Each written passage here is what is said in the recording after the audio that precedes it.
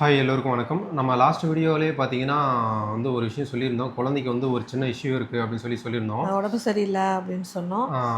அது என்னன்னு இந்த வீடியோவில் நம்ம சொல்கிறோம். அது மட்டும் இல்லாமல் லாஸ்ட் வீடியோவில் எவ்வளோ பேர் விஷ் பண்ணியிருந்தீங்க. அந்த கமெண்ட்லாம் பார்க்கும்போது ரொம்ப சந்தோஷமாக இருக்குங்க. இல்லை, 100 கணக்கில் மேலே போயிட்டே இருக்குது. ரிப்ளை பண்ண முடியல, யாரும் தப்பாக எடுத்துக்காதீங்க. ஆமாம், முடிஞ்ச அளவுக்கு ஹார்டின் மட்டும் கொடுத்துருப்பாரு.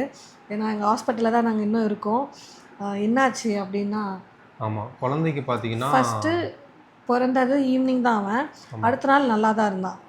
அழகாக சமத்தா பால் குடிச்சிட்டு தூங்கிட்டு அடுத்த நாளும் நல்லா தானே அந்த 2 சண்டே நல்லா இருந்தான். மண்டே பார்த்தீங்கன்னா அப்படியே பிளட் டெஸ்ட் எடுத்தாங்க. 3வது நாள் பார்த்தீங்கன்னா 46 மணி நேரம் அப்போ தான் பார்த்தீங்கன்னா மஞ்சக்காமாலைக்கு பிளட் டெஸ்ட் எடுத்து செக் பண்ணுவாங்களாமா. அதை செக் பண்ணிவிட்டு நார்மலாக இருக்குது அப்படின்னா டிஸ்சார்ஜ் பண்ணிவிடுவாங்க. இருக்குது அப்படின்னா குழந்தைக்கு ஃபர்தராக ட்ரீட்மெண்ட் பார்ப்பாங்க. அதுதான் ப்ரொசீஜர். பிளட் டெஸ்ட் எடுத்தாங்க. எடுத்துகிட்டு வந்ததுலேருந்தே நைன்னு அழுதுகிட்டே இருந்தான். நாங்கள் ஒரு அப்புறம் தான் அவன் ஃபஸ்ட்டு அந்த 2 நாள் பார்த்தீங்கன்னா அளவில் பால் குடித்தான், நல்லா தூங்கினான், நல்லா தான் இருந்தான். யூரின் போனால் அதெல்லாம் நல்லா போனான்.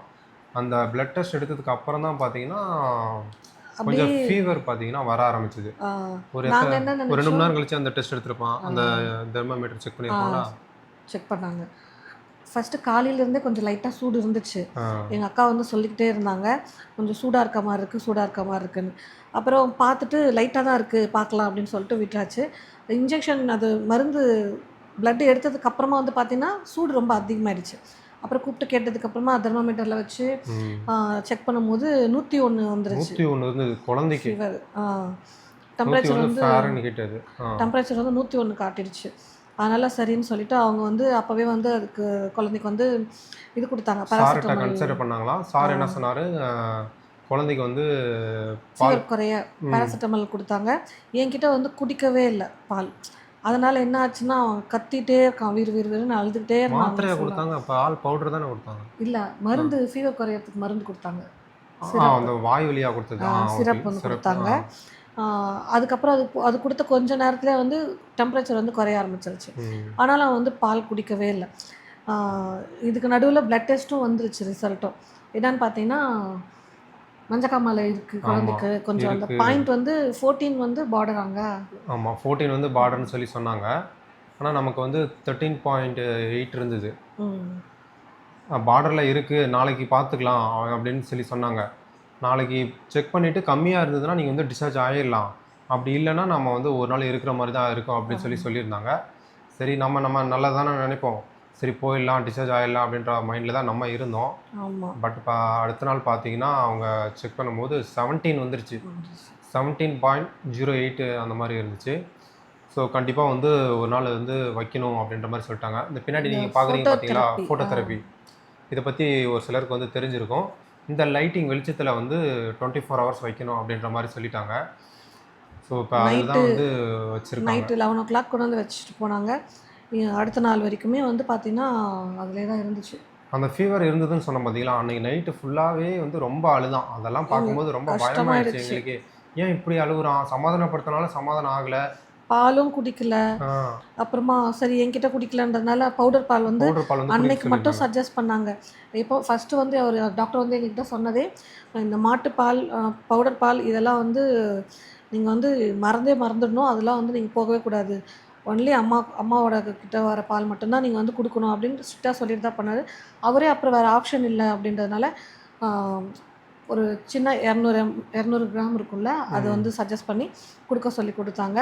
அதுவுமே கொஞ்சம் கொஞ்சமாக தான் குடித்தான், ரொம்பலாம் குடிக்கல. மெயினாக குழந்தை யூரின் போகிறத ஸ்டாப் பண்ணிட்டான்.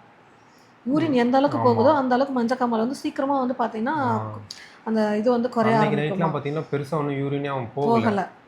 அடுத்த நாள் காலையில் சம்திங் போகும்போது பார்த்தீங்கன்னா ரொம்ப எல்லோ கலராக அப்போ திரும்ப பிளட் டெஸ்ட் எடுத்தாங்கல்ல, அப்போ தான் அந்த ஊசி போட்டதில் பயத்தில் உச்சா போயிட்டான் போல இருக்கு.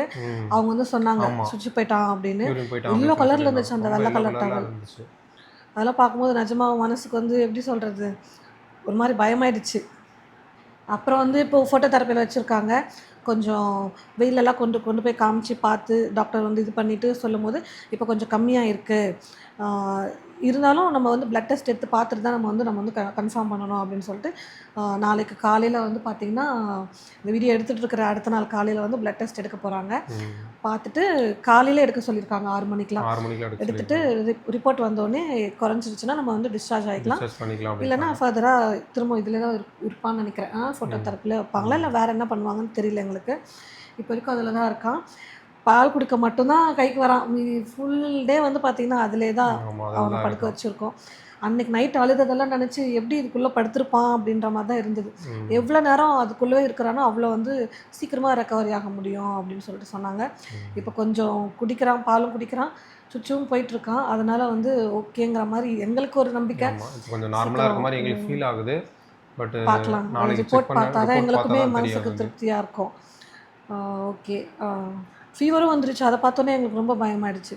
அதுக்கப்புறம் நிறைய பேர்லாம் பார்க்க வந்திருந்தாங்க.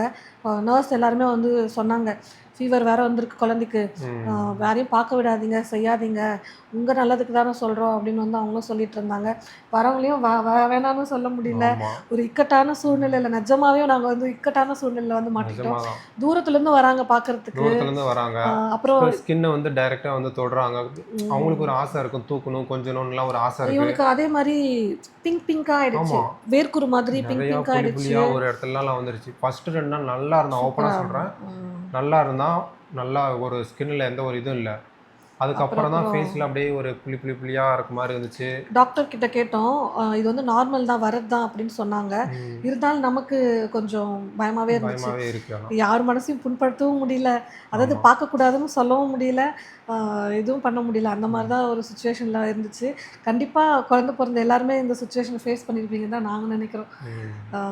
ஏன்னா அவங்க அன்பாக பார்க்க வராங்க, நம்ம குழந்தையும் பார்க்க வேண்டியதாக இருக்குது. என்ன பண்ணுறதுனே தெரியல, ஒரு மாதிரி தான் போயிட்டு இருந்துச்சு. இப்போ 2 நாளாக தான் தனியாக நாங்கள் மட்டும் இருக்கோம், பார்த்துட்ருக்கோம். ஹாஸ்பிட்டல் அட்மிட் ஆகி இன்னையோட 5 நாள் ஆகிடுச்சு. 3ஆவது நாளே வந்து பார்த்திங்கன்னா சனிக்கிழமை டெலிவரி ஆச்சு. ஞாயிறு திங்கள் வந்து ஈவினிங்கே டிஸ்சார்ஜ் ஆகி போய்க்கலான்னு சொன்னாங்க. குழந்தையோட பிளட் டெஸ்ட் வந்தோடனே நார்மலாக கிளம்பியிருப்போம் நாங்கள் அன்றைக்கே. ஆனால் வந்து இன்னமும் இங்கே தான் இருக்கோம் நாங்கள். 5 நாள் ஆகிடுச்சு இல்லைங்க. ஆனாலும் பரவாயில்ல, ஃபுல்லாக நல்லா சரியாயிட்டு நம்ம வீட்டுக்கு கிளம்பணுன்ற மைண்ட் செட்டில் தான் 2 பேருமே நாங்கள் வந்து உட்காந்துட்ருக்கோம். ஏன்னா வீட்டுக்கு கூட்டு போயிட்டு நம்மளால கண்டுபிடிக்க முடியுமா முடியாதா தெரியாது, குழந்தைக்கு என்ன ஏது நல்லா அப்படின்னு சொல்லிட்டு. அதிகமாச்சுன்னா நம்ம போய் அங்கே வேற ஒரு ஹாஸ்பிட்டலுக்கு போகணும், அங்கே என்ன சொல்லுவாங்கன்னு தெரியாது. முதல்ல அது எவ்வளோ ஹையாக இருக்குது கம்மியாக இருக்குன்னு கூட நமக்கு கண்டுபிடிக்க தெரியாது. நான் நெட்டில் அதுக்கப்புறம் சர்ச் பண்ணிலாம் பார்த்தேன். இது வந்து ரொம்ப அதிகமானாலும் இது வந்து ரொம்ப பிரச்சனை தான், வந்து கேர் பண்ணிக்காமல் விட்டுறக்கூடாது. இது மோஸ்ட்லி இது எல்லாருக்குமே வருது, எல்லா குழந்தைக்குமே வருது அப்படின்ற மாதிரி சொல்கிறாங்க, பேசுகிறாங்க, ஃப்ரெண்ட்ஸ்லாம் சொல்கிறப்ப இது மோஸ்ட்லி எல்லா குழந்தைக்குமே வருது அப்படின்னு சொல்கிறாங்க. அந்த லெவலை பொறுத்து நமக்கு ஒரு பயம் வேறு ஒன்றுமே இல்லை, அதுதான் ஒன்று. மோஸ்ட்லி எல்லா குழந்தைக்கும் வந்துடுது இல்லை. ஆமாம், சரியாக பால் குடிக்கலன்னா வருதான் அந்த மாதிரிலாம் சொல்கிறாங்க. அப்போனா தானே யூரின் நல்லா போவான். எனக்கு வந்த நர்ஸ்லேருந்து சரி, டாக்டர்ஸ்லேருந்து சரி, டியூட்டி டாக்டர்லேருந்து இல்லை ஷிஃப்ட் மாற்றி வந்து பார்ப்பாங்க இல்லையா, வந்த எல்லாருமே என்கிட்ட சொன்ன ஒரே ஒரு பதில் வந்து என்னென்னா, தண்ணி நிறையா குடிங்க. ஆமாம், தண்ணி நிறையா குடிக்க சொல்கிறாங்க. 3லேருந்து 4 லிட்டர் தண்ணி குடிங்க. அதுதான் உங்களுக்கும் சரி, உங்கள் குழந்தைக்கும் சரி, நல்லா ரெக்கவரி ஆகிறதுக்கும், அவனுக்கும் நல்லா பால் வந்து நல்லா இதுவாகிறதுக்கும். அடுத்தது தான் ஃபுட்டு. ஃபஸ்ட்டு தண்ணி நிறையா குடிங்க, இது மட்டும்தான் சொன்னாங்களே. நானுமே ஃபஸ்ட்டு 2 நாள் ஃபுல்லாக நம்ம படுத்துகிட்டே இருந்தோமா, கொஞ்சம் குடித்தாலும் ஏறிடுது, குடிக்க முடியல. குடின்னு சொல்கிறாங்க, எந்திரிச்சும் உட்கார முடியல, பெயின் முடியல. கூடாதுன்னு வேறு சொல்லியிருந்தாங்க. ஏன்னா அடுத்த நாள் தான் நடக்க விட்டாங்க நம்மளை எந்திரிச்சு.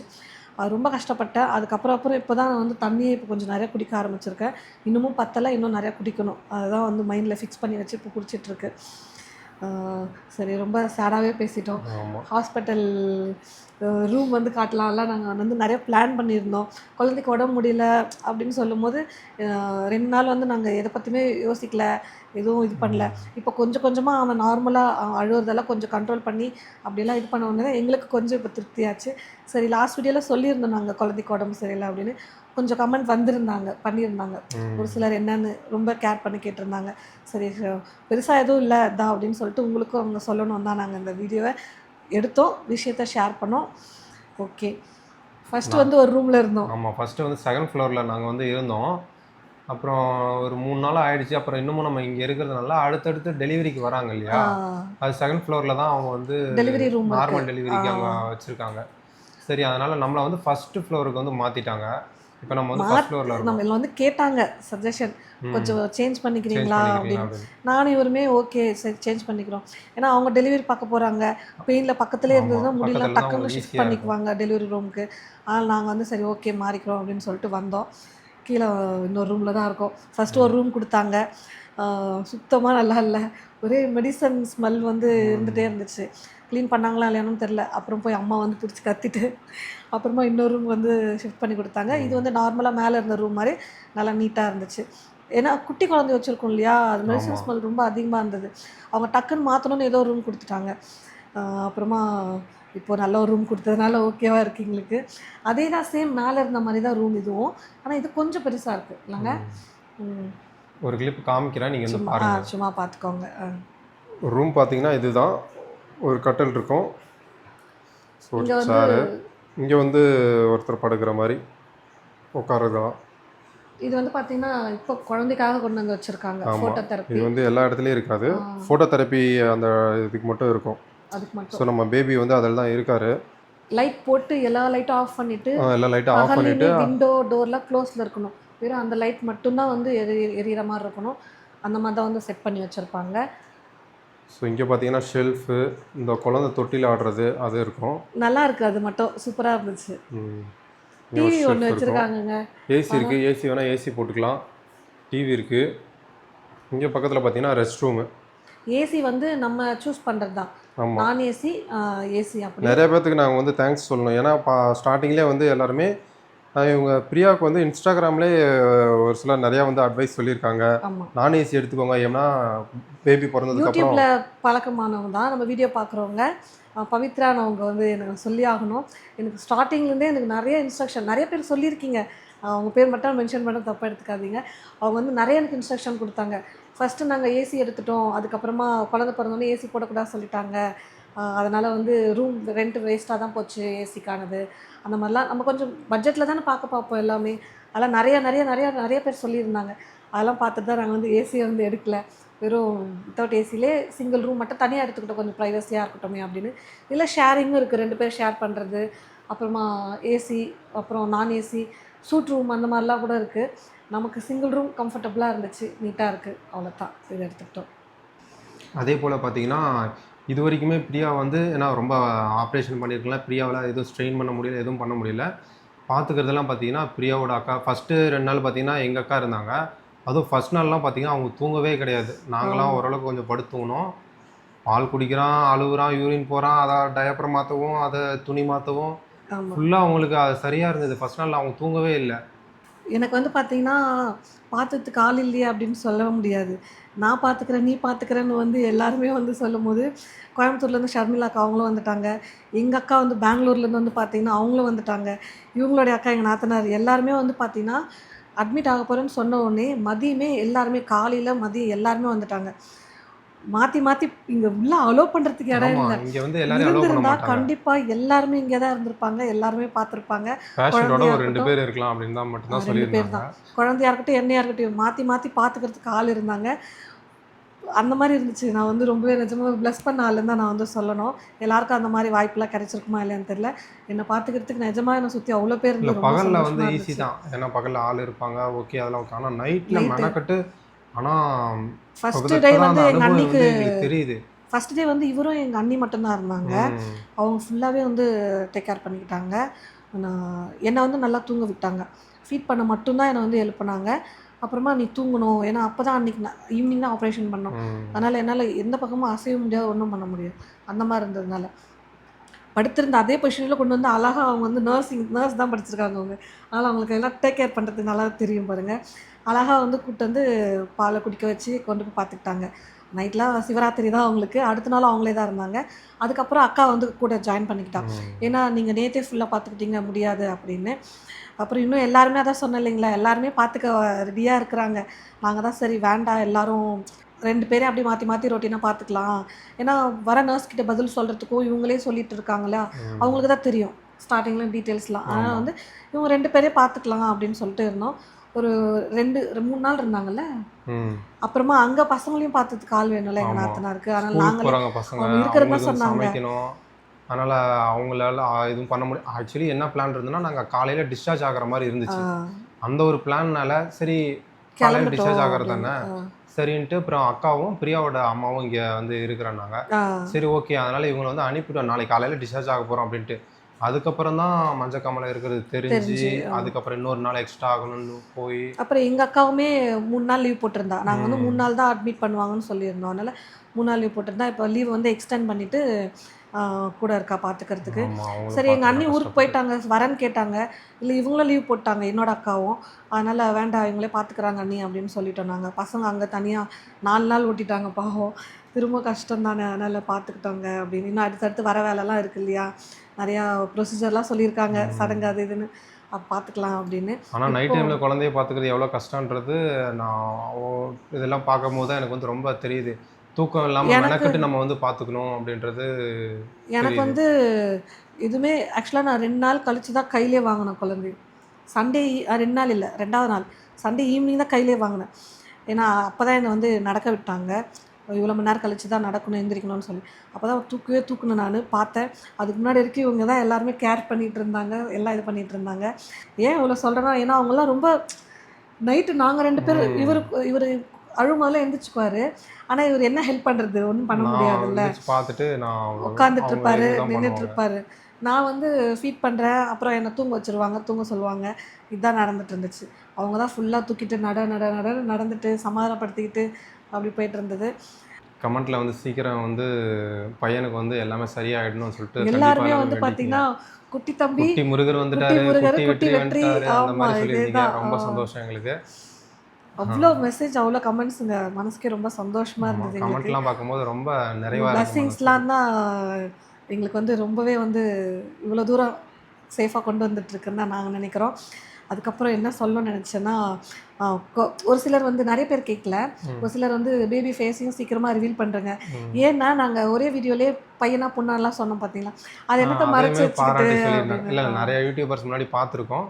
ஒரு 5-6 வீடியோக்கு அப்புறம் அல்லது ஒரு வாரத்துக்கு 10 நாளுக்கு அப்புறம் நம்ம போகிறதே 10 நாளுக்கு ஒன்று தான்.